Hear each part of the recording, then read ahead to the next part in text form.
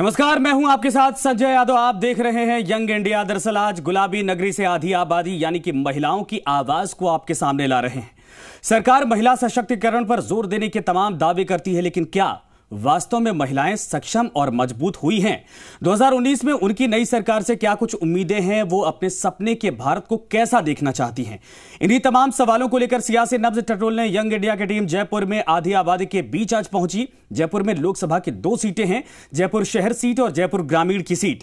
जयपुर शहर सीट पर इस बार मौजूदा सांसद रामचरण बोहरा का मुकाबला कांग्रेस के ज्योति खंडेलवाल से होगा, जबकि जयपुर ग्रामीण सीट पर केंद्रीय मंत्री राज्यवर्धन सिंह राठौड़ का मुकाबला कांग्रेस की उम्मीदवार कृष्णा पुनिया के बीच में है। वर्तमान सरकार और सांसद के कार्यकाल को लेकर जयपुर की महिलाएं आखिर क्या कुछ सोचती हैं, कितनी संतुष्ट हैं, समझते हैं।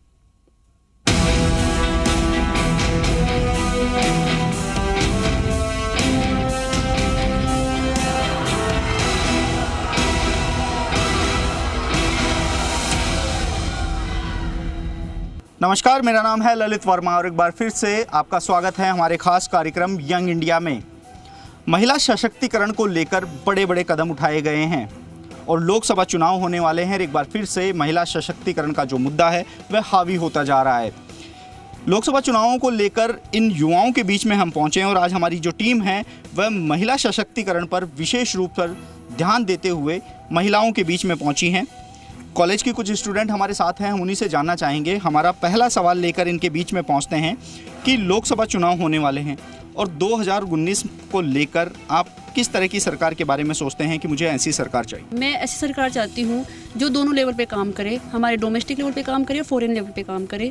जैसे डोमेस्टिक लेवल पर हमारे जो बेसिक नीड्स है, बेसिक समस्याएं हैं, जैसे गरीबी रही, बेरोजगारी रही, भ्रष्टाचार रहा, कुपोषण रहा, लैंगिक असमानता रही, इन सब चीज़ों को दूर करने का प्रयास करें। और मतलब फॉरेन पॉलिसी पे हम भारत को, मतलब डोमेस्टिक पॉलिसी हमारी फॉरेन पॉलिसी को प्रभावित नहीं करें, इन दोनों को सेपरेट रखा जाए। जैसा देखा जा रहा है कि ऐसा बोला जाता है कि हमारी जो डोमेस्टिक पॉलिसी होती है वही हमारी फॉरेन पॉलिसी होती है। भारत को वैश्विक मंच पे मतलब भारत का इस तरह से मजाक बनाया जाता है, तो वो चीज़ नहीं होनी चाहिए। इससे जानना चाहेंगे आप 2019 में कैसी सरकार चाहते हैं? सर, मैं रिंकू दी की बात से बिल्कुल सहमत हूँ। सरकार वही होनी चाहिए जो झूठे वादे ना करे। और सर, सबसे इम्पोर्टेंट बात, ये शायद थोड़ा कटाक्ष भी होगा या जो भी होगा, मैं इस बारे में नहीं सोचती, पर सर बेरोजगारी भत्ता जैसी जो चीज़ें हैं वो हमारी गवर्नमेंट में होनी ही नहीं चाहिए, मैं ऐसा मानती हूँ। और सर बिल्कुल मुझे एक समस्या लगती है हमारे देश की, जिस पे मुझे लगता है सारी समस्याएं आधारित है, वो है भ्रष्टाचार की समस्या। तो मुझे लगता है ऐसी गवर्नमेंट हो जो भ्रष्टाचार पे वर्क करे, क्योंकि अगर भ्रष्टाचार पे वर्क किया जाएगा तो मुझे लगता है कहीं ना कहीं सारी समस्याएं जो है वो सुलझेंगी। और मतलब ऐसी सरकार हो वही जो झूठे वादे ना करे, जो बेरोजगारी पे काम करे, जो भ्रष्टाचार पे काम करे। आप कुछ कहना चाह रही हैं? इधर आइए, बताइए। ऐसे कैसे बोल देते हैं, वो जनता तो खुश हो जाती है, हाँ भाई आएंगे, सडनली टूट जाए। वो उनको पता है कि नहीं आएंगे, तो झूठे वादे तो नहीं करने चाहिए ना। अब बोल देते हैं, जब अभी इलेक्शन हो रहे थे, किसानों से वोट दिए जाते हैं, उन्हें वो वोट उन्हीं चीजों के आधार पर दिए जाते हैं और वो बाद में गलत साबित होते हैं, तो ये बात तो गलत है ना सर। वो चीज कभी नहीं बोलनी चाहिए, जो चीज वो बोले वही चीज करनी चाहिए, जो चीज उम्मीद कर नहीं पाते। उन्होंने जैसे 2014 में उन्होंने जो सत्ता में आए थे तो उनका था 371 तक नहीं हटा, और अभी जो सत्ता में आए तो उन्होंने इसको भी अपना एक विशेष पे मैं बोलना चाहूँगी, अनुच्छेद 370 हटाना मुश्किल है, क्योंकि इस पर संविधान बनाए तभी से इस पे बहस चल रही है। और सर हमें इस पे नॉलेज नहीं है, हमारे जो सेंटर में बैठे उनको ज्यादा नॉलेज है, हमें क्या नॉलेज है जो हम इस बात पे बहस कर सकते हैं। सर मैं कुल मिला के सर मैं तो यही समझ रही हूँ यहाँ पे कि यहाँ पे इस लोगों को ऐसी सरकार चाहिए जो कर्ज माफी करे, चाहे वो प्रभावी रूप से लागू हो ना हो। यहाँ पे सरकार ऐसी चाहिए जो बेरोजगारी भत्ता दे, मतलब फ्री में आपको 3000 रुपये मिल रहा है, आपको काम करने की ज़रूरत ही नहीं है। सर मुझे यही लग रहा है, क्योंकि सर हमें ज़रूरत ही क्या है, जब हम सक्षम हैं, हम काम कर सकते हैं, तो सर क्यों आनी चाहिए हमारे अकाउंट में 15 लाख रुपए? हम अपंग नहीं हैं, हम दिव्यांग नहीं हैं, और दिव्यांग भी करते हैं काम सर। अब मेरा जो दूसरा सवाल है कि इनकी उम्मीदें क्या रहेंगी? वोट करने ये जाएंगी, वोट का अधिकार इनको है। आप लोगों से जानना चाहेंगे कि किन उम्मीदों को लेकर आप वोट करने जाएंगी? मैं ये चाहती हूँ कि जो गवर्नमेंट जो वादे करती है उनको पूरा भी करे, और इससे भी बढ़कर वो है कि जो ना मतलब अपनी जो इंडिया की डोमेस्टिक वर्क है उसको पूरा करे। जैसे राज्यों के अंदर जो समस्याएं होती है उनको पूरा करे, मतलब जैसे नदी जल विवाद है, वो आपस में लड़ते रहते हैं राज्य, उनको ख़त्म करे, क्योंकि ये सेंट्रल गवर्नमेंट का काम है कि वो उन राज्यों की सारी जो प्रॉब्लम है उनको सॉल्व करे। इसके अलावा मैं ये चाहती हूँ कि जो भी आतंकवाद वगैरह है उनको भी जल्दी से समाप्त करे, क्योंकि ये आतंकवाद ये है कि इनको बना देने में भी उनका कुछ ना कुछ वर्क होता है। तो इनको आतंकवाद का सफाया करे, साथ ही जो समस्याएं उनको सुलझ जाए। आपके दिमाग में क्या रहेगा जब आप वोट देने जाएंगी, किस उम्मीद के साथ आप वोट देंगे? सर जब भी मेरा हमेशा यही फोकस रहेगा कि मैं स्वतंत्र तथा निष्पक्ष रूप से वोट वगैरह डालूं, लेकिन हमारा जो फोकस है वो सहिष्णुता पर आधारित होना चाहिए, न कि किसी भी, जैसे कि राजा राम मोहन राय ने लगभग वसुधैव कुटुंबकम का जो सिद्धांत दिया था, सारे विश्व को एक मानना। तो आज हमारे देश में समानता, स्वतंत्रता और ये बंधुता, ये केवल एक थ्योरी ही रह गई है, हम उनको रियल में नहीं मान रहे हैं। जैसे कि हमारे कॉन्स्टिट्यूशन में इक्वलिटी का जो राइट है वो सभी को प्रोवाइड दिया है, लेकिन क्या वास्तव में हम उसको मान रहे हैं, ये भी नहीं है। शिक्षा और खेल पर अगर ध्यान देंगे तो जो प्रतिभा है वह देश का ही उत्थान करेगी, उसको बाहर नहीं जाना पड़ेगा। आपसे जानना चाहेंगे, आपको क्या उम्मीदें रहेंगी जो 2019 के लोकसभा चुनाव हो रहे हैं उसको लेकर? अकॉर्डिंग टू मी रिजर्वेशन हट जाना चाहिए, क्योंकि रिजर्वेशन मेन प्रॉब्लम है। अगर हम कुछ भी ट्राई करते हैं कि हाँ ये करना है वो करना है, बीच में रिजर्वेशन आता है, हमारी एबिलिटी के अकॉर्डिंग हमें कुछ नहीं मिलता। कुछ लोग हैं जो एबल भी नहीं है कि हमें, मतलब उनको उस चीज़ में मिलना चाहिए, बट रिजर्वेशन की वजह से उनको सीट मिल जाती है और जो एबल लोग हैं वो रह जाते हैं। सर रिजर्वेशन की तो यहाँ पे कोई बात ही नहीं आ रही जो इन्होंने टॉपिक बोला, क्योंकि रिजर्वेशन पूरे देश में मतलब समानता है। और क्या है, सरकार को दो नज़रियों से देखा जाता है, एक नेगेटिव एक पॉजिटिव। और आप किस नज़रिया से देखते हैं? अगर मोदी की बात करें तो मोदी ने सब कुछ किया है, फॉरेन में इन्वेस्ट किया है देश में। आप गांव में जाके देखिए, गांव के लोग उससे 90% प्रभावित है मोदी जी से। और रही बात कांग्रेस की, मैं यहाँ मुद्दा नहीं लाना चाहती कांग्रेस एंड भाजपा का, लेकिन मुझे मजबूर किया जा रहा है क्योंकि सब युवाओं ने बोला है ना। मैं सपोर्ट कर रही हूँ बीजेपी को, लेकिन मेरी नज़र से तो मोदी जी पॉजिटिव है। उन्होंने महिला सशक्तिकरण पर भी काम किया है। कहना चाह रही सर मैं ये बोलना चाहती हूँ कि हम किसी भी दृष्टिकोण से देखें तो रिजर्वेशन जो मतलब दिया जा रहा है, जो कि मतलब कास्ट के आधार पे दिया जा रहा है, सर वो तो मुझे बिल्कुल ठीक नहीं लगता। अभी बीच में पहल की गई थी आर्थिक आधार पे जो रिजर्वेशन देने की, सर वो बिल्कुल ठीक है। अपने तीसरे सवाल की ओर बढ़ेंगे और सपनों के भारत के लेके, क्योंकि हर किसी का अपना एक सपना होता है, लेकिन सपनों का भारत कैसा होना चाहिए इन छात्राओं से जानना चाहेंगे। इधर कुछ छात्राएं, उनसे जानना चाहेंगे, आप कैसा सपनों का भारत देखती हैं? नमस्ते सर, मैं भी यही जानना चाहती हूँ कि रिजर्वेशन हटे, क्योंकि अगर ये गरीबी आर्थिक स्थिति बता रहे तो आर्थिक स्थिति ये देखें ना कि गरीबी को हटा दो। गरीबी को हटाओगे आप तो मतलब जो गरीब लोग हैं उनको सहायता मिल जाएगी। फिर ये है ना कि ये नहीं होना चाहिए कि अगर जनरल वालों को ज़्यादा है, ओबीसी वाले फिर जनरल माइनस में 9 नंबर है, वो टीचर बन के वो क्या कर सकता है? देश के लिए कुछ भी नहीं कर सकता। इससे अच्छा है ना कि आर्थिक स्थिति को बढ़ा दो। मैं मेरा सवाल दोहराऊंगा दोबारा। सपनों का भारत, अपन उस सवाल से आगे बढ़ चुके हैं। आपके सपनों का भारत कैसा होना चाहिए? विकासशील है क्या, विकसित होना चाहिए, या फिर से विश्व गुरु बनना चाहिए? सर मैं यही चाहूँगी कि जो भी अपना ये देश वर्तमान में चल रहा है विकासशील श्रेणी में चल रहा है, लेकिन अब इससे आगे इम्प्रूवमेंट करके विकसित होना चाहिए। और आरक्षण वगैरह का मुद्दा वैसे नहीं होता, आर्थिक आधार पे हो तो कोई प्रॉब्लम नहीं है। कोई ज़्यादा ही गरीब है उनको ये मिलना भी चाहिए, इसके विपक्ष में भी नहीं है और पक्ष में भी नहीं है, लेकिन इसके जहाँ भी अच्छी जगह चल रहा है वो अच्छा है, लेकिन इसे ज़्यादा गलत तरीके से यूज किया जा रहा है। जैसे जाति पे आधार पर ले रहे हैं, वैसे बहुत अच्छे हैं, उनको भी आरक्षण फालतू में मिल रहा है, तो वो तो गलत है सर। बिल्कुल, एक बार फिर से मैं अपना सवाल दोहराऊंगा कि आप जो आपके सपनों का भारत है वह कैसा होना चाहिए?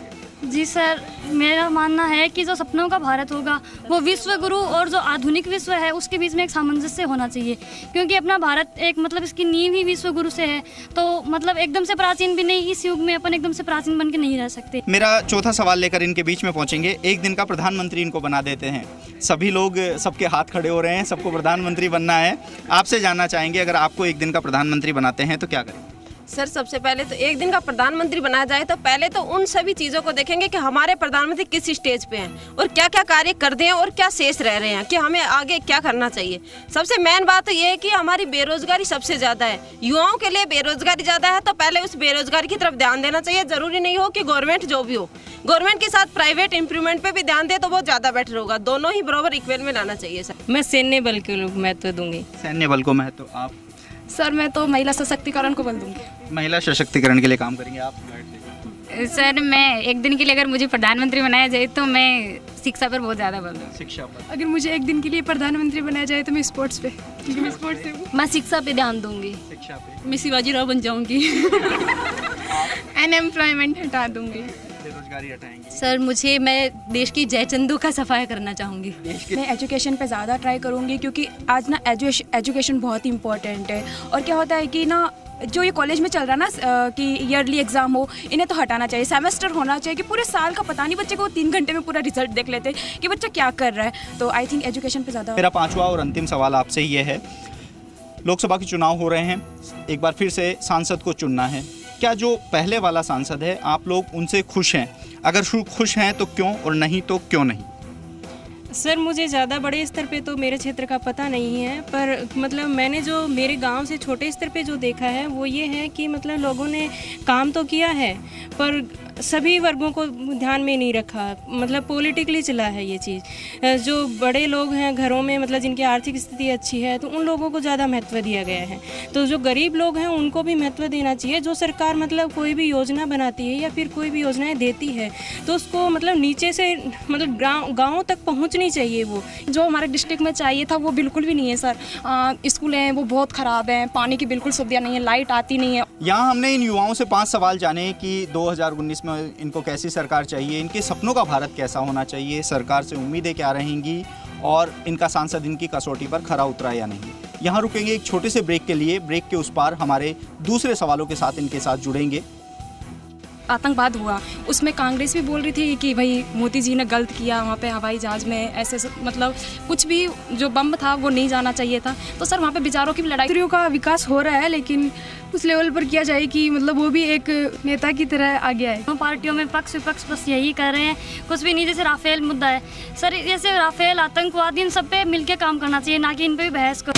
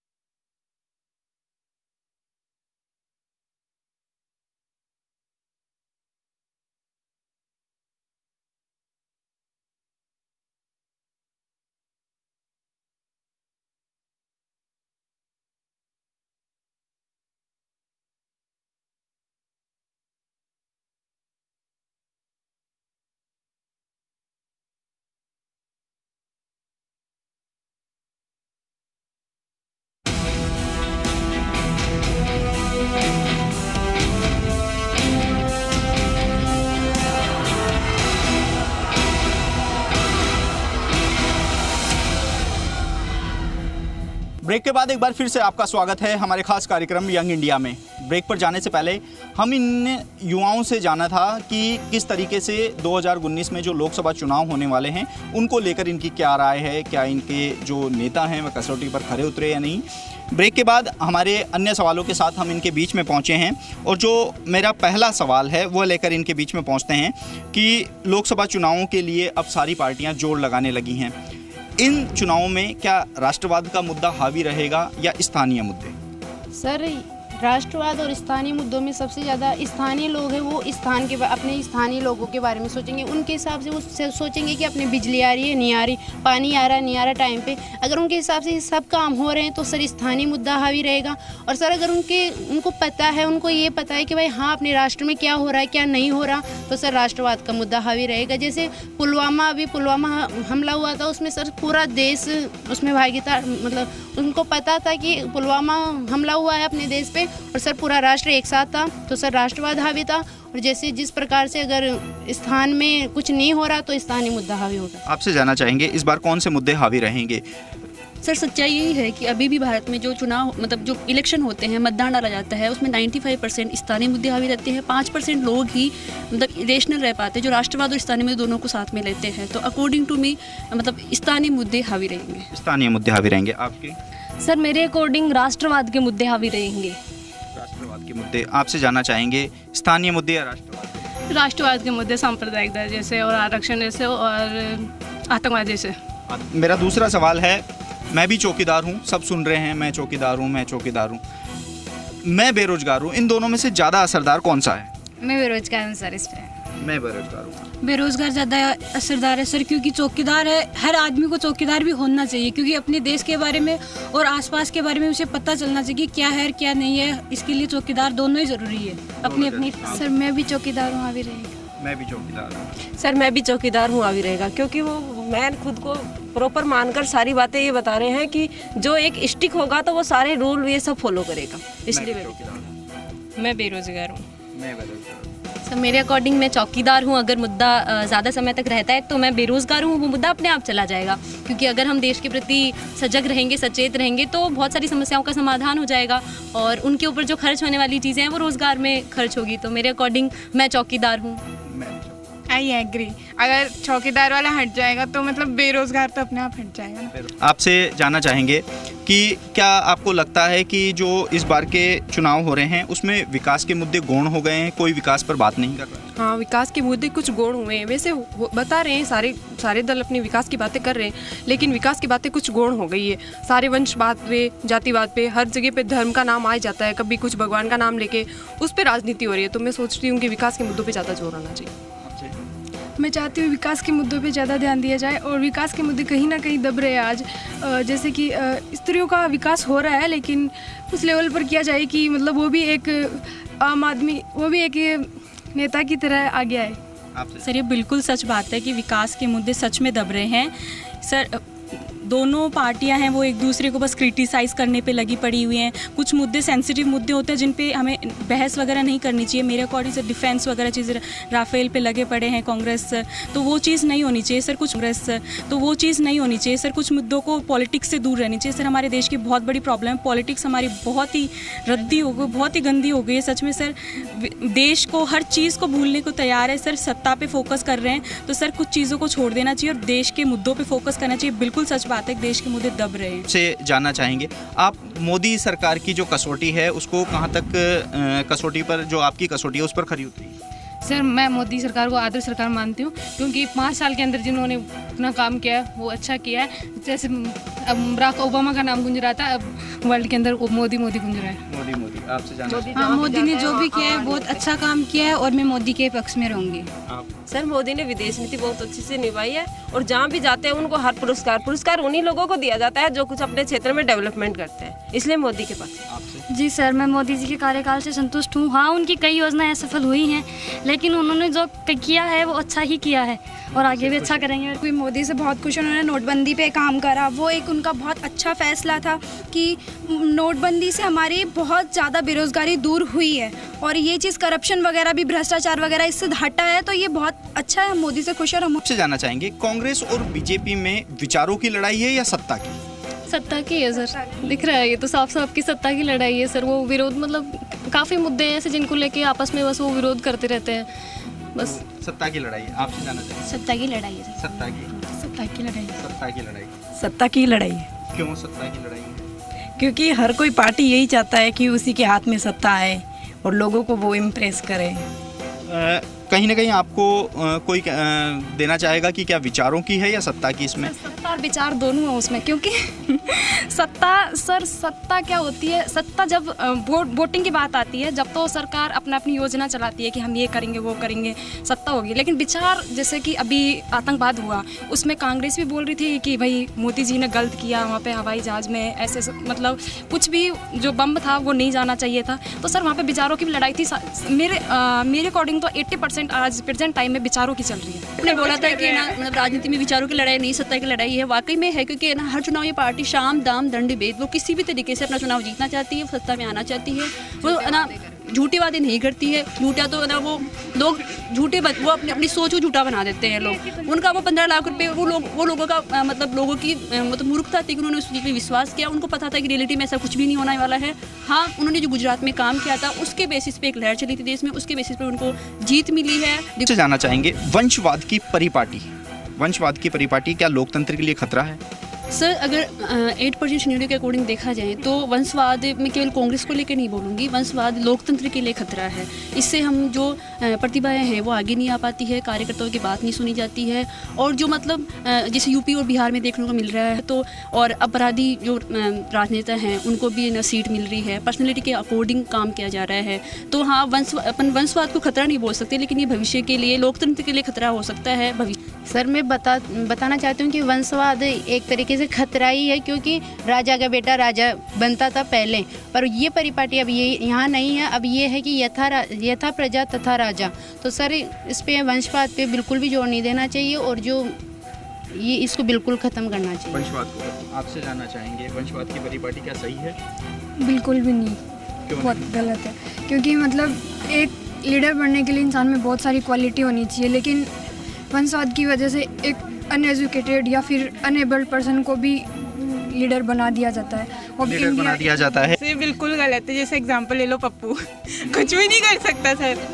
अब जैसे वो है, अब बोलना नहीं चाहिए बट सब लोग बोलते हैं, तो है सर, कुछ भी नहीं कर सकता उसको अकॉर्डिंग। ऐसा नहीं है कि कांग्रेस में वो ही कर सकता है, हम उसकी बहन को भी ला सकते हैं, वो कुछ भी नहीं कर पाता, तो गलत ही है सर। अगर वो करेगा तो फिर गई तो कंट्री, तो राजस्थान तो गया। जैसे सर इन्होंने कहा कि राहुल जी का नाम इन्होंने बहुत उससे लिया है कि मैं क्षमा मांगती हूँ, उनकी तरफ से गलती हो जाती है। बट सर जैसे कि इन्होंने बोला राहुल जी, तो सर प्रियंका गांधी, जैसे सोनिया गांधी, उनमें कुछ क्वालिटी है पॉलिटी की, ऐसा तो नहीं कह सकते कुछ भी नहीं है, तभी तो वो सेंटर में बैठे हैं। अदरवाइज वो अब हम यहाँ पे हैं तो वो यहाँ पे होते। तो सर ऐसा किसी भी पार्टी को ये नहीं। मेरा अंतिम सवाल आप लोगों से है, क्या इस लोकसभा चुनाव में राजनीतिक पार्टियां एजेंडा सेट कर रही हैं और विकास के मुद्दों को भूल चुकी है? हर एक दूसरे के खिलाफ सिर्फ एजेंडा सेट किया जा रहा है, आरोप प्रत्यारोप का दौर चल रहा है। सबसे पहले आपसे जानना चाहेंगे। सर मैं तो आपकी बात से मतलब इस बात से बिल्कुल सहमत हूँ कि ये जो अभी चुनाव है ये आरोप प्रत्यारोप पे ही मतलब चल रहे हैं। कोई एक सरकार को सांप्रदायिक कह रहा है, कोई दूसरी को मतलब अलग तरह के आरोप लगाए जा रहे हैं, अलग अलग तरह के। तो यहाँ पे हम ये नहीं सोच रहे हैं कि हमें देश के विकास के लिए क्या करना चाहिए, हम बस एक दूसरे को गलत ठहराने में लगे हैं। इन्होंने ये योजना चलाई, ये 100% मतलब फिसड्डी साबित हुई। इन्होंने ये योजना चलाई, ये बिल्कुल यूज़फुल नहीं है, ये हमारे लिए बिल्कुल काम नहीं कर रही। भामाशाह ले लो, वो भामाशाह की बुराई करने में लगे हुए हैं और वो अपने आप को अच्छा साबित करने में लगे हुए हैं। सब मेरे को बिल्कुल यही लगता है कि यहाँ पे विकास के मुद्दे गौण हो चुके हैं। यही कि आजकल मतलब विकास ना करके वो आपस में ही लग जाते हैं कि भाई तुमने ये करा और ये चीज़ गलत है और हम लोग ये करेंगे तो शायद हमारे लिए ये साबित हो, अच्छी साबित हो। तो ये तो बिल्कुल ही गलत है, बल्कि इन लोगों को विकास के बारे में सोचना चाहिए। बस ये लोग लगे हमारी सत्ता आ जाए, हमारी सत्ता है, जो बिल्कुल ही गलत है। इन्हें ये सोचना चाहिए कि जनता क्या सोचती है और उनको किन चीज़ की ज़रूरत है, उन चीज़ों को उन पर सोचना चाहिए और विचारधारा अपनी रखनी चाहिए। आपसे जानना चाहिए। जी सर, यही चल रहा है फिलहाल दोनों पार्टियों में, पक्ष विपक्ष बस यही कर रहे हैं, कुछ भी नहीं। जैसे राफेल मुद्दा है सर, जैसे राफेल, आतंकवादी, इन सब पे मिलके काम करना चाहिए, ना कि इन पे भी बहस करो कि तुमने क्या कर दिया, तुम लोगों ने 15 साल में क्या कर लिया था, तुमने 5 साल में क्या उखाड़ लिया। क्या है सर ये, मतलब मिलके काम करना चाहिए। ऐसा ही हो रहा है सेम, जैसे इन्होंने बताया कि वो सब है ना एक दूसरे की गलतियां निकालने में लगे, उनका जो उन्होंने अच्छा काम किया वो चीज़ तो कोई नहीं देख रहा। बस इतना ही कहना चाहती हूँ। आपको क्या लगता है कि एजेंडे की राजनीति की जा रही है वर्तमान में? जी सर, एजेंडे की राजनीति की जा रही है। जिस तरह से हमने राजस्थान लोकसभा चुनाव में देखने को मिला है कि कुछ वर्ड से हावी थे, गाय, मॉब लिंचिंग, जातिवाद, हनुमान जी, दलित, ये कुछ वर्ड से हावी थे। मतलब सर्वे भी हुआ था कि कहीं पर भी विकास का नाम कितनी बार रिपीट हुआ, तो बहुत ही कम बार रिपीट हुआ था। उनका बस एक ही फोकस होता है कि हाँ वो ऐसी कौन सी गलती करी जिसको हम उठाएंगे, जनता की भावनाओं को चेंज करें। छात्राओं के इंटरेस्टिंग सवाल, साथ ही इनके जो वाद विवाद है वह काफ़ी रोचक रहे, चाहे वह आरक्षण का मुद्दा हो, चाहे वह वंशवाद का मुद्दा हो, चाहे वह शिक्षा का मुद्दा हो, चाहे वह राजनीति का मुद्दा हो या विकास के मुद्दे गौण पे चले जाना। इन छात्राओं की बेबाक जो राय है वह हमने जानी। आज हमने इस कैंपस में सुनी इन यंग इंडिया की आवाज़, कल किसी अन्य कैंपस में सुनेंगे यंग इंडिया की आवाज़। कैमरा पर्सन रवि के साथ ललित वर्मा, जी मीडिया, जयपुर।